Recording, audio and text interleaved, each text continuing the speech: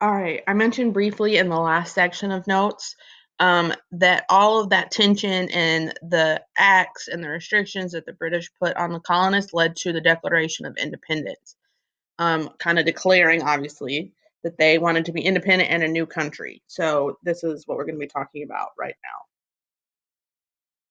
The Declaration of Independence. So, it argued that the British government did not, it was a document, argued that the British government did not look after the interests of the colonies and the colonists living in it. Authors included a long list of abuses by King George III and called him a tyrant unfit to be the ruler of a free people. And there his official portrait. So the Declaration was adopted on July 4th, 1776, which is, of course, why we celebrate July 4th. I know that this was a question that some of you in my third period asked about.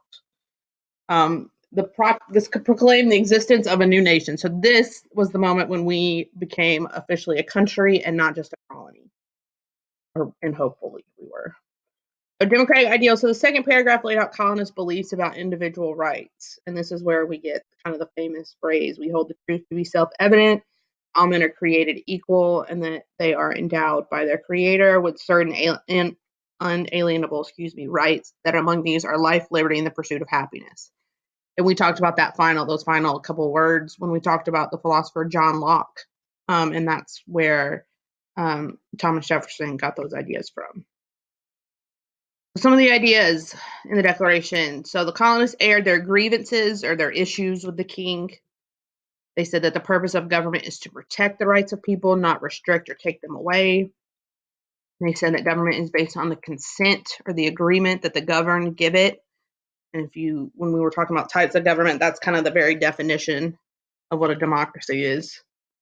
And they also said that people are entitled to change a government if it disregards or ignores their rights or their combined wishes. So who wrote it? So this was the committee that was tasked with coming up with a document, but we know Thomas Jefferson, who is right here, did the majority of the writing of the document. So influences. So ideas about democracy and freedom originated with the ancient Greeks.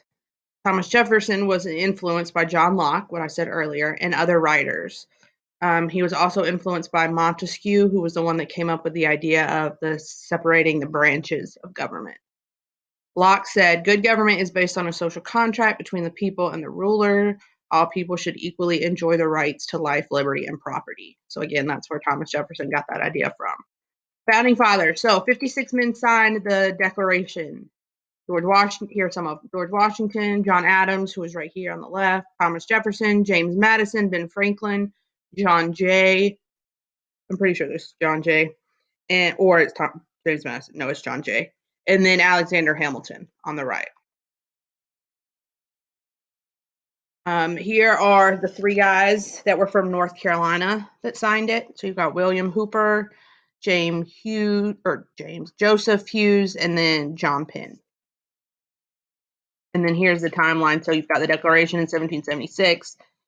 The Revolutionary War followed it. And then you have what we're going to talk about. The next subject we're going to talk about is the Articles of Confederation. So that was kind of the first Constitution of the United States. And then if you look below, there is a Schoolhouse Rock about the Declaration of Independence.